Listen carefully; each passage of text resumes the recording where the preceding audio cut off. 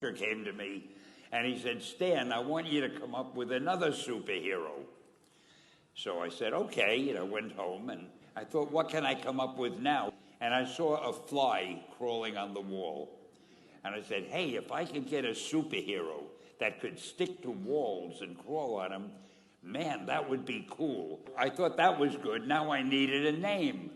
So I said, well, let's see, Fly Man, Mosquito Man.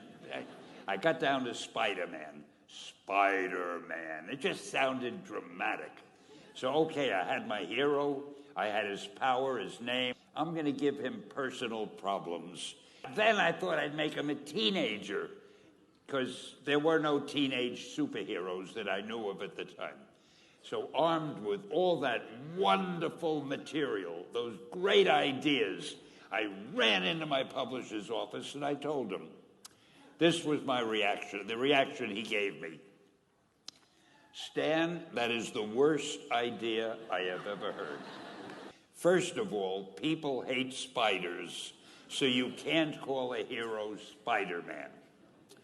You want him to be a teenager? Teenagers can only be sidekicks. And you want him to have personal problems? Stan, don't you know what a superhero is? They don't have personal problems. Well, I left the office disappointed, but obviously a much wiser man. And I couldn't get Spider-Man out of my system. So we were about to kill a magazine. I think it was called Amazing Fantasy. Just to get it out of my system, I put Spider-Man in Amazing Fantasy, featured him on the cover, forgot about it. A month later, all the sales figures came in. My publisher came racing into my office. Stan, you remember that character we both loved so much, Spider-Man? Let's do him as a series. Now, why am I telling you this? If you have an idea that you genuinely think is good, don't let some idiot talk you out of it.